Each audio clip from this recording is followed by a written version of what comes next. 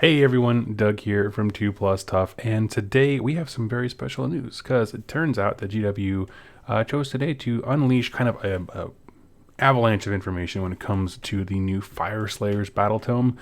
And it just so happened that through some coworkers needing some time off and that kind of stuff, I actually have Monday off this week instead of my normal Friday. So I was actually home to be able to talk about it, which is very exciting. Because usually these kinds of things I'm like 2 hours already into my work day, and I'm like, no, I want to go home and talk about it right now, but I just can't. So I'm going to give the chat just a second to fill up, and what we're going to do is like I normally do, whenever there's a big article that comes out, for those folks who either don't want to or have a job that prevents them from sitting down and reading these things, we're just going to go through the article regarding the Fyreslayers because there's a lot to dig into with it.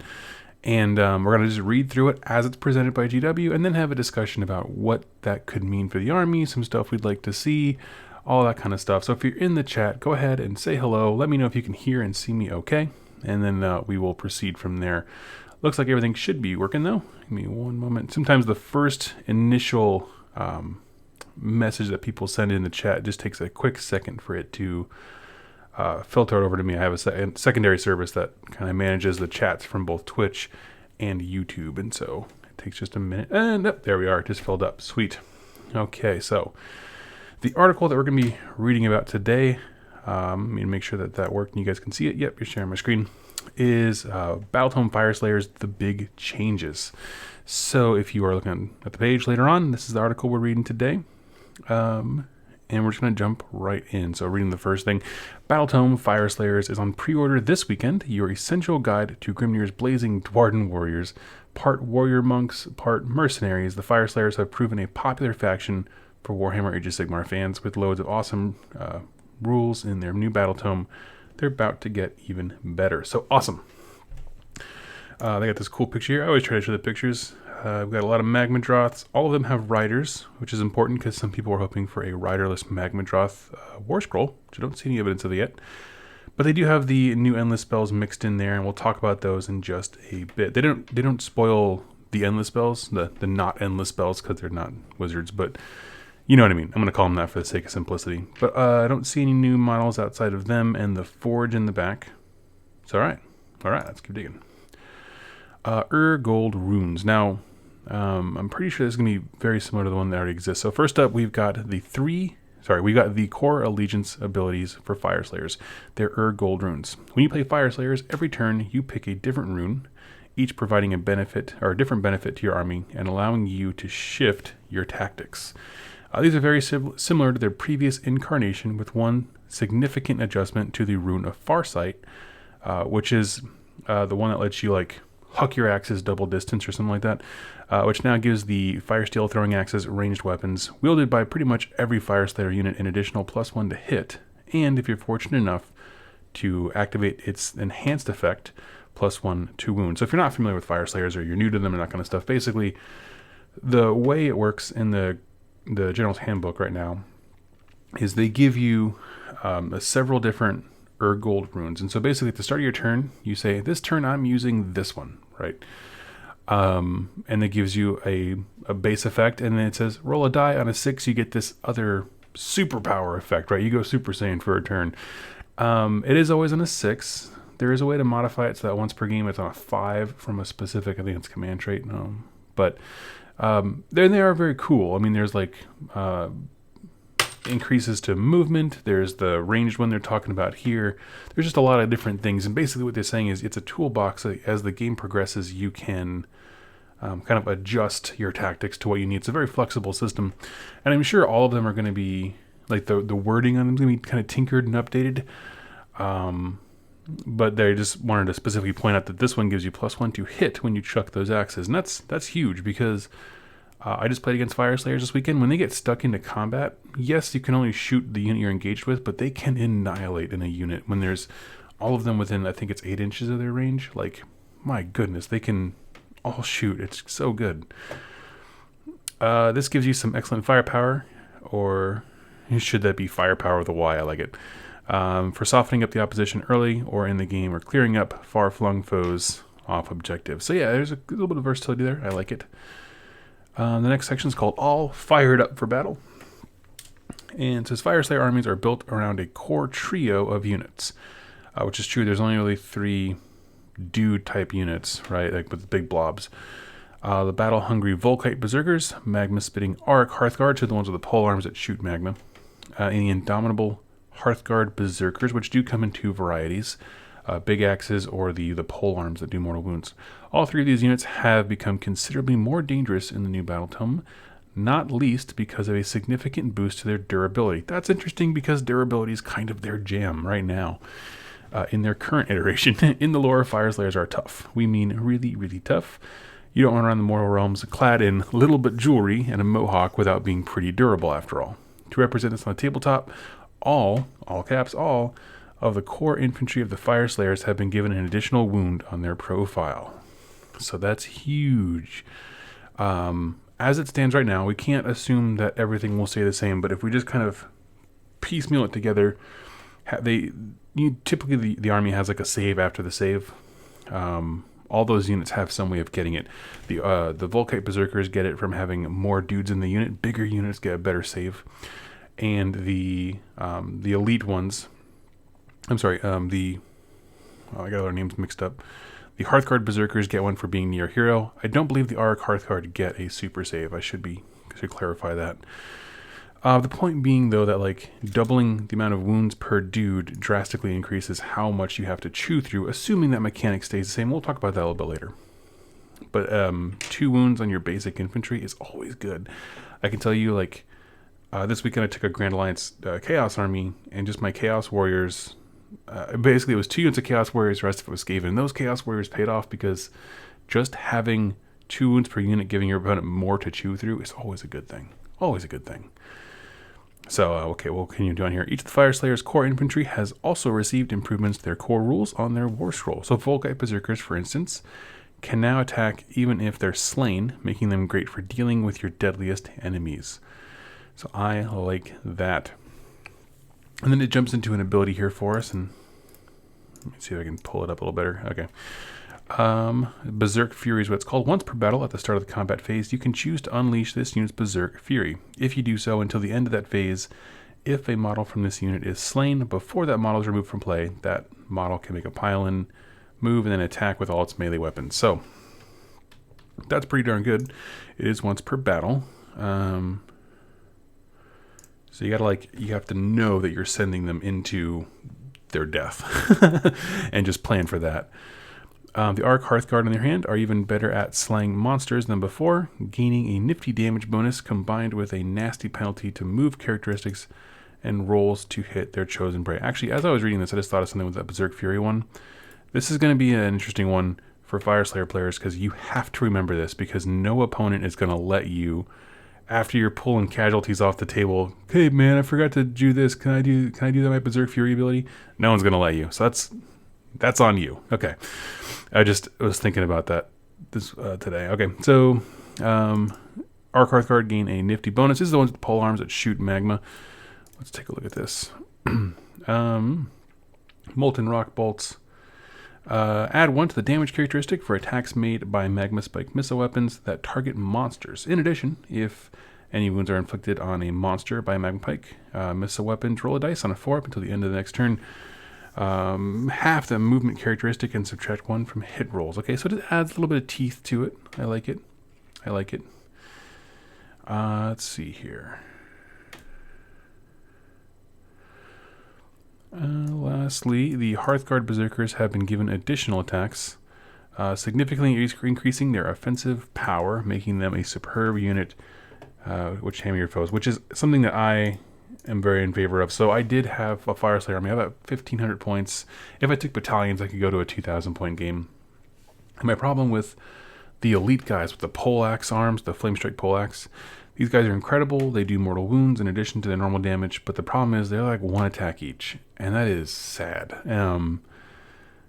So yeah, going to 2 attacks with either of these weapons, the broadaxe is still great.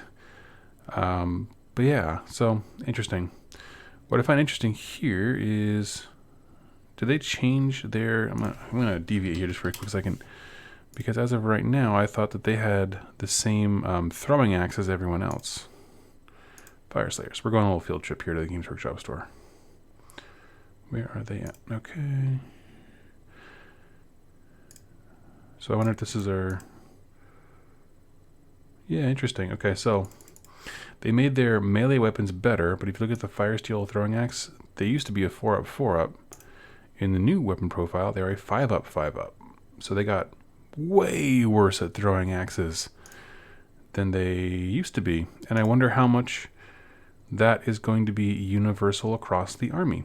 I wonder if 5-up, 5-up is the new 4-up, 4-up standard profile.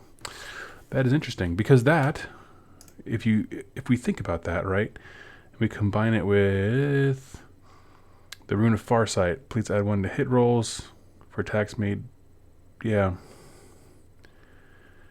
So that would make their profile 4-up, 5-up universally if everyone had that. So that's interesting. Keep that in mind. So your throwing attacks might be getting significantly worse, but it's complemented by a hefty increase in melee potential. So I'm okay with that.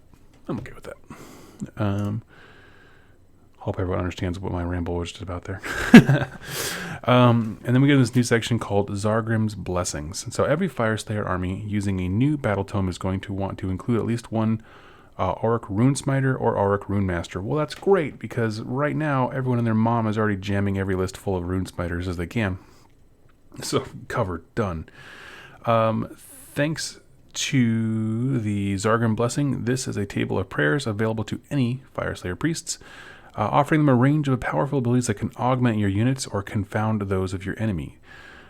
Prayers of Grimnir's Fury is particularly cool, allowing you to drive your chosen hero to greater heights of glory by letting them attack again. So that sounds like exactly what it sounds like. So at start of hero phase, one friendly model that knows this prayer can chant it. If they do so, make a prayer roll. On a 1 or 2, the prayer is not answered. On a 3-up, prayer is answered.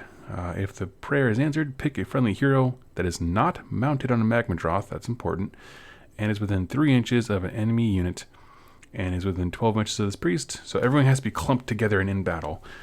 Make a pile-in move with that hero, and then attack with all melee weapons it's armed with. So that's my first thought is the Grimwrath Berserker, who can already get himself another round of attacks. That would be incredible, because that guy can be a wrecking ball. Another incredibly useful option is the Prayer of Ash, which is a perfect for sheltering a shield wall of Volkite Berserkers or a particularly valuable Rune Father on Magmadroth. Let's take a look. This sounds like a defensive one. At the start of hero phase, one friendly model knows his prayer. Okay, so on a 3-up, the prayer is answered. Sorry, this is different. On a 4-up, this prayer is answered, not on a 3. Okay, a little bit harder. If this prayer is answered, pick a friendly unit wholly within 18 inches of the priest. Add 1 to the save rolls for the attacks that target this unit until the end of your next hero phase. Okay, so it's shooting and melee, plus 1 save. Okay, so we have 2 wounds and a way to get them reliably plus 1 to their save. I have a lot of thoughts on all the saves and stuff like that, but I'm gonna get through the article, and then we're gonna have a long chat in the chat. I'll catch up on what everyone else has been talking about. So they do kind of hint at some articles. This is a massive article, preview thing, I mean. So we got some Battletome Fyreslayers gives you more choice when customizing your favorite heroes than ever before. The book contains 2 tables of command traits, 4 tables of artifacts, and even a set of mount traits for Magmadroths. They should do that more often. I think it's just to throw in some flavor and fun, but I just don't see why more things don't have mount traits. Anyway, these can be used to create some awesome combos. For example, Auric Runefather with Blood of the Berserker, Drake Slayer, and Flame Scale. Youngblood mount trait makes for an explosive combatant with the potential. So it seems like you have a little bit more versatility, because it is typically where you can only choose one of those things. So let's check it out. Once per battle in the combat phase, after this general has fought in that phase for the first time, if they are within 3 inches of an enemy, they can immediately make a pile-in move and an attack with all its melee weapons. Blood of the Berserker already exists. It's what I always took when I was playing Fyreslayers. Really, really nice. Especially if you... I think the one time it really panned out for me was when I was fighting Jack's Slanesh stuff. And it was just... because it's so hard to do damage to, you need as much dice rolling at those things as possible. It was good. Drake Slayer... once per battle in your shooting phase, instead of making an attack with the bear's Fire Steel Throwing Axe, you can say that it will throw the Drake Slayer If you do so, pick an enemy monster within 8 inches of the bearer and roll a dice. On a 6, that monster suffers 3d6 mortal wounds. I don't personally like artifacts where you have to roll a die to get their effect, but if you really hate monsters and you really feel lucky, and you're in that combination of people, I don't care for it, but yeah. Flame Scale Youngblood, which is the mount trait that they mention.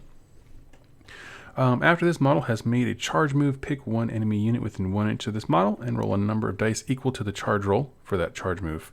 For each 6, it suffers a mortal wound. So that's pretty cool. Actually, I kind of like that one. So the more of a long bomb charge you do, the higher chance you do damage. It's not all once per game. So if he charges into something and, in that turn or next turn is able to destroy it, he can then charge again and use it. It's reusable. It's not, it's random, but it's not like you have to roll a 6 for this to mean anything kind of random. It'll still do stuff, right? Even if you make a 3-inch charge, you still roll 3 dice, So that's kind of cool. I like that.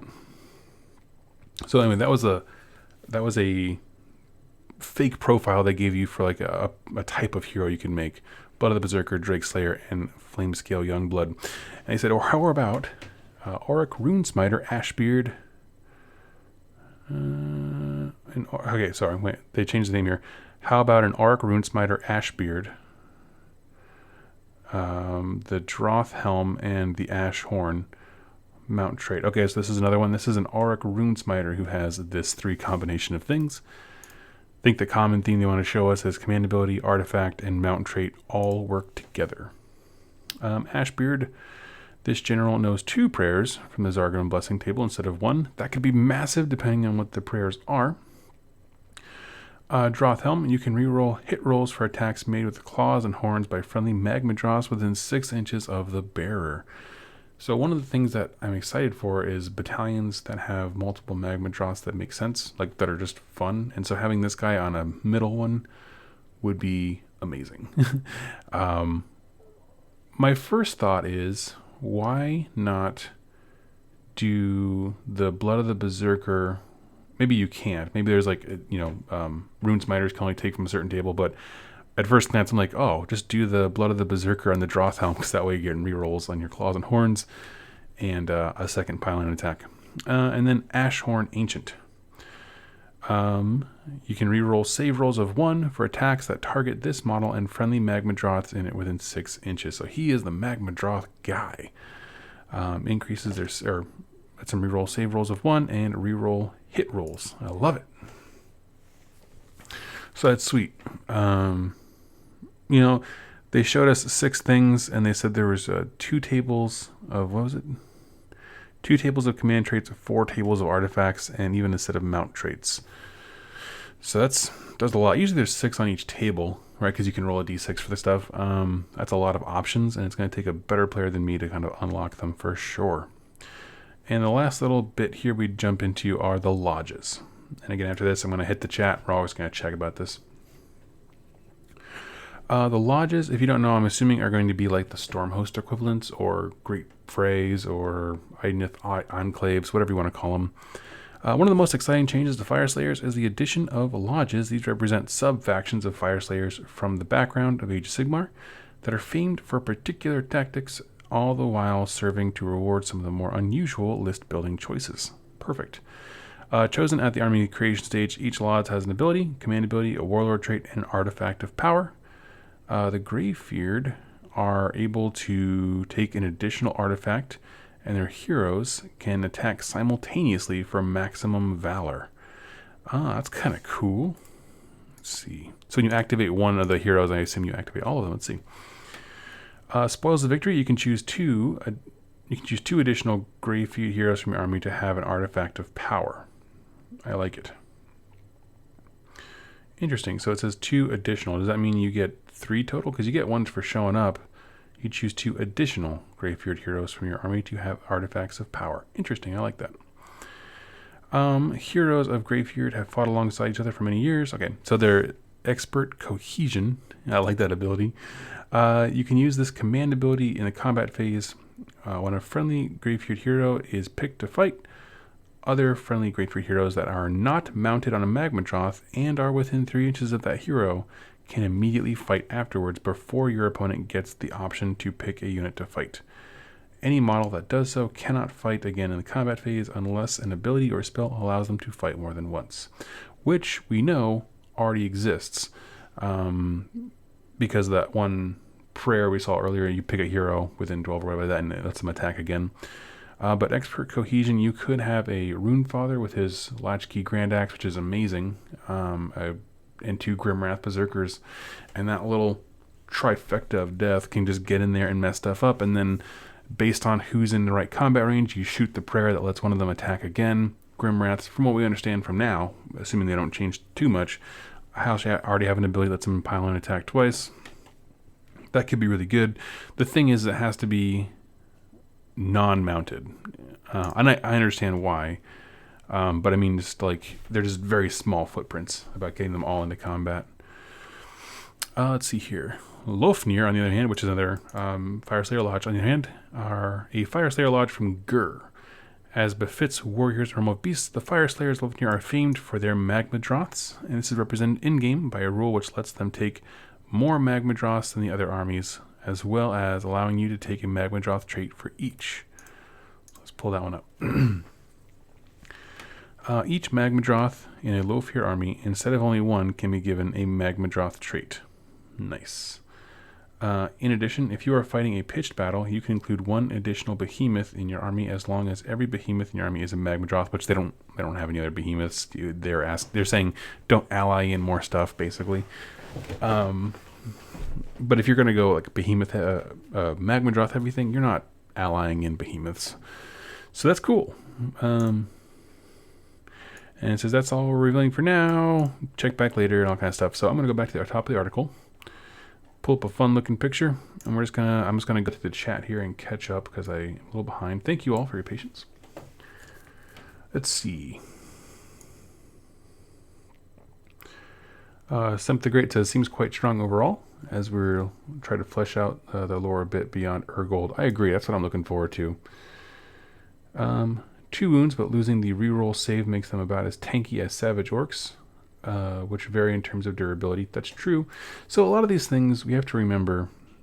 When I do these preview articles, I try to stress the fact that we can't look at the new rules we have now and just apply them to the existing War Scrolls. By that I mean they now have 2 wounds. They're a way to get a +1 save from a prayer. We cannot assume that they also have the, as they have right now, the, like, say with Volkite Berserkers, they get a 4-up save after the save if there's 20 or more models. We actually can't assume that.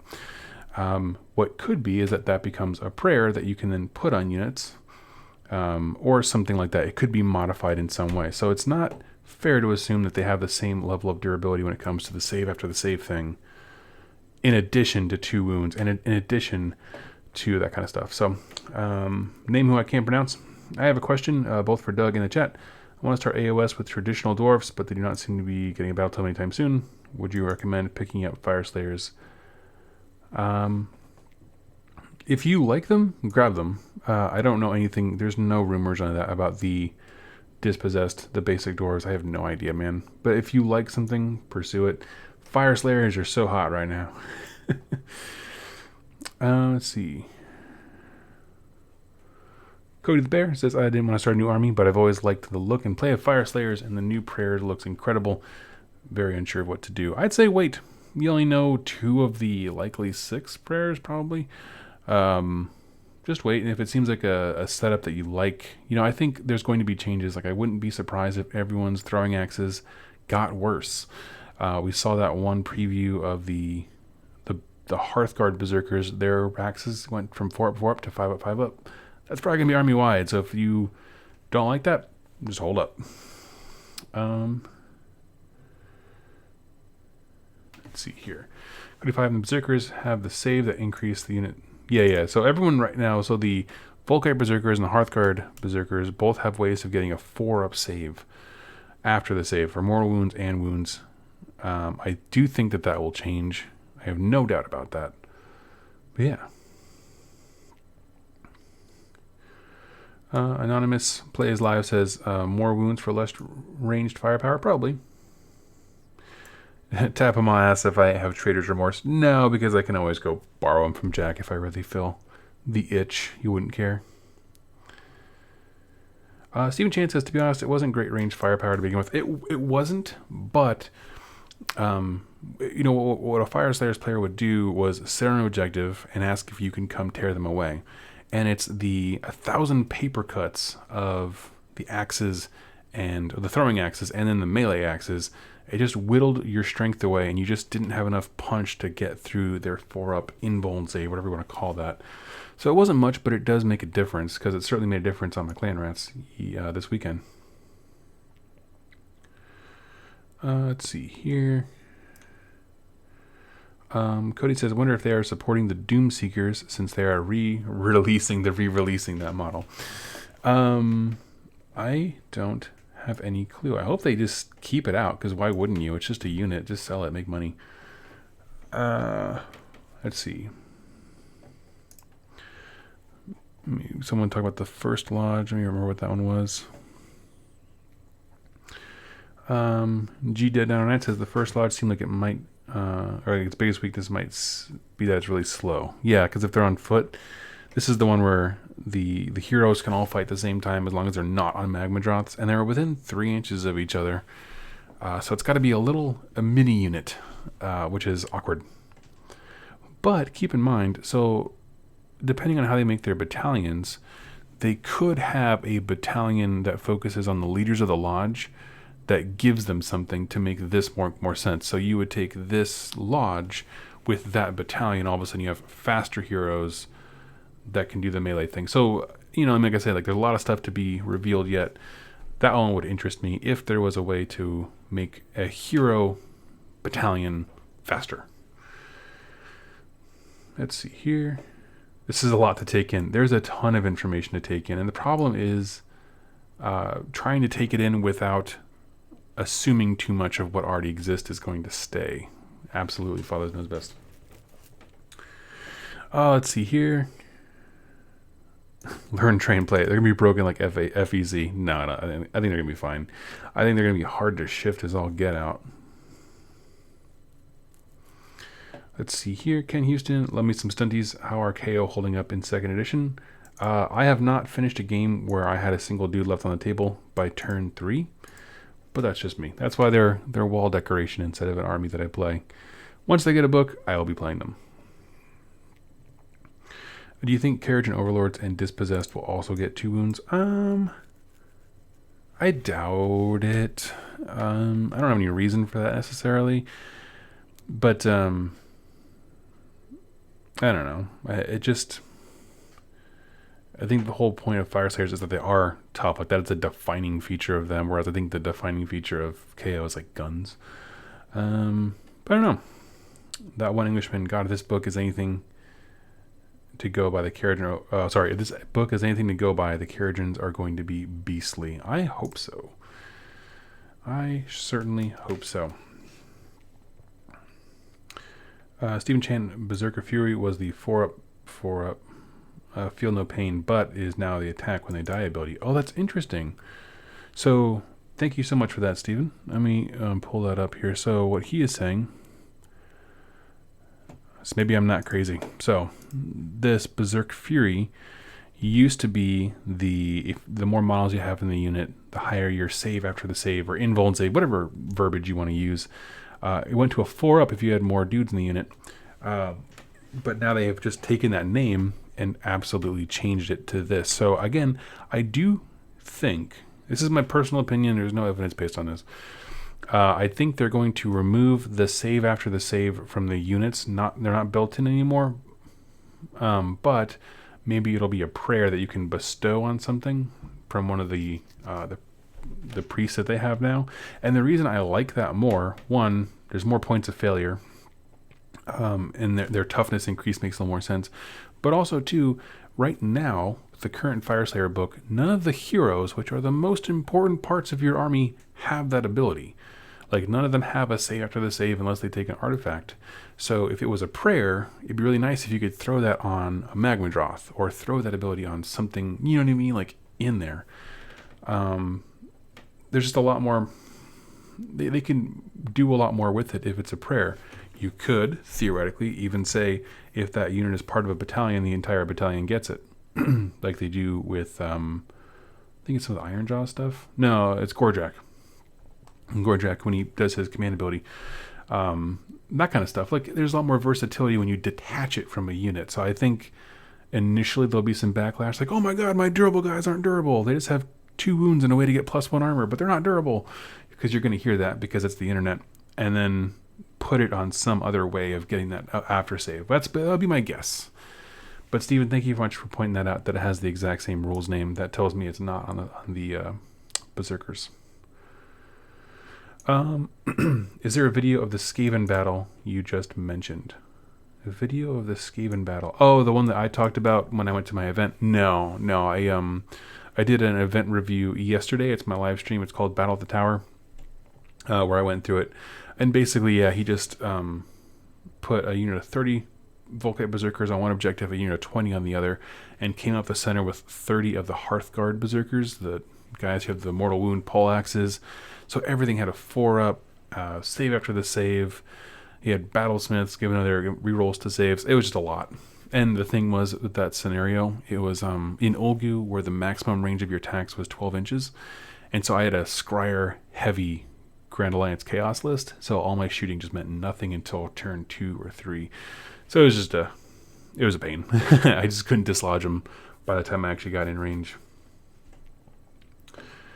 Let's see. Toughness can be argued to be a defining feature of dwarves in general. That's true. The article here specifically just points out that these specific dwarves run around in nothing but a loincloth, gold runes, and a beard. So that's why, I don't know. I leave it open to them being specifically tough amongst the dwarves. Let's see here. Tevma, if they keep releasing 2 tomes at a time, probably sooner rather than later. In terms of how quickly they'll be up to date, yeah. Good Bear says, I'm 90% sure one of the dwarf armies will be getting a new model because you had the rumor engine and a giant pile of coins followed by an article about how currency with heavy implications on Fyreslayers. One of the dwarf armies will be getting a new model because you had, I don't know, I think it's probably just about Fyreslayers, I'm not quite sure. I mean, as far as who gets a new model specifically, I'm not sure. I think they would have revealed it if it was a new model for Fyreslayers by now. Yeah. Let's see. I love that the lore is getting expanded. I've always found these guys interesting. Yeah, I'm most excited about the lore for this book. I do hope that I get sent an early copy, to be perfectly honest with you, because it's the first edition books that were the saddest when it came to the lore. And by that I mean Seraphon were just out there too abstract for people, I think, to really grip into for quite some time. I don't think the realms as a setting were very well defined for the authors of the Battle Tome specifically. Like there was just a lot of like weird stuff that it was disjointed. Even the motivation for the Fyreslayers was very vague in terms of they want to get the Urgold because when they put it back together they get Grimnir, but they're spending it to use their power. Like does that release it? We don't know. Super vague. So I want them to rewrite the whole thing. Like give me a cohesive army with a firm purpose, and it looks like they're going to highlight the warrior monk aspect of these guys, which I think was important, because they are with the exception of Devoted to Sigmar, as far as the ones that have battle tomes, I'd say they are the like religiously zealot driven order army as we have right now. So I don't know. I think it would be great. Let's see. Sorry, Ben. Yeah, no video of me playing the dwarves. Damocles, welcome. Cole Thompson, I came in late. Was there allegiance? But he discussed. Maybe Feel No Pain would be part of that. That is true. It could definitely be, and that would be just fine. We didn't know. The only allegiance ability they really mentioned was the Urgold runes, and there's nothing about that in there. It would be interesting if they made one of the runes that ability, but I think they would have changed it. The only change they highlighted and said that it was one of the few changes was the Rune of Farsight getting a tweak. Let's see here. Question: would you give female Fyreslayers beards? Yeah, I suppose so. Why not? You do whatever you want.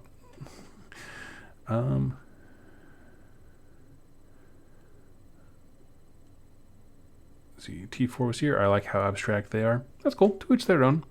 I just find it hard to be. I mean, like you're not wrong for liking things. I just enjoy something different. I like the newer lore. Even just the updates from the last Blades of Corn book to this one, I found to be nice. They're just a lot tighter writing. I dig it.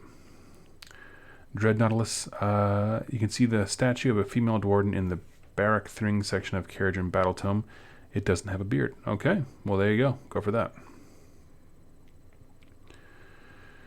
Go to the bear, maybe spending the energy releases Grimnir. Yes, that's kind of the assumption right now because it doesn't make sense otherwise. But they didn't say what their purpose was in doing it.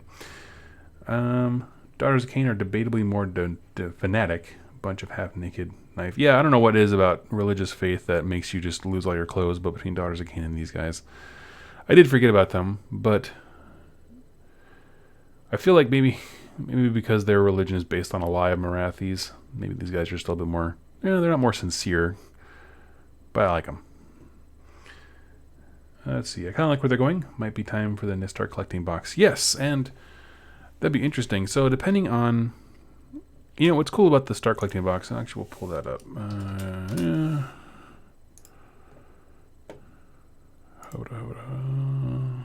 Fyreslayers. Because I want to talk about this. What's cool about, from what we know about the Fyreslayers army, with this start collecting box is, when you get this, you at least get a chance to experiment with all kinds of stuff because you get, what is it? You at least get a mount trait. That's something kind of new and useful for people to learn. A artifact of power, command trait, and a whole bunch of these dudes, and a little rune smiter, and he's your priest guy. Like, there's just a lot of cool things in there that you're going to want to learn to use, and I think that's awesome. So I think it's going to be a great starting point, even just based on what we've seen here. I can't think of many things, like unless they just super tank the Volkite Berserker stat line and make them junk, which I can't fathom. I mean, they're one of 3 units. This box is just going to hold up and be really, really good. Ken Houston, Old Empire flagellants lost a lot of their clothes when their religious zeal too. Yeah, I don't know what it is. I like it. So anyway, if anyone has any last questions, go ahead and type a question in all caps in the chat, and I will answer it. Other than that, we're going to go ahead and wrap it up. One thing I will say, and I'm just going to do this while you guys are asking your last questions, their scene creation for these images is just going up and up every time they release a battle tome. I assume later in this week we'll have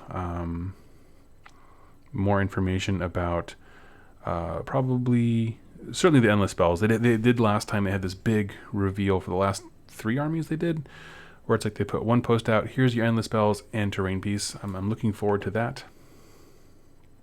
I won't be able to record on Tuesday or Thursdays. I'm hoping it drops on a Wednesday or Friday. That's my selfish desire. This is a cool piece of artwork. I like this guy. The skulls around him. Oh, he's so cool looking. All right.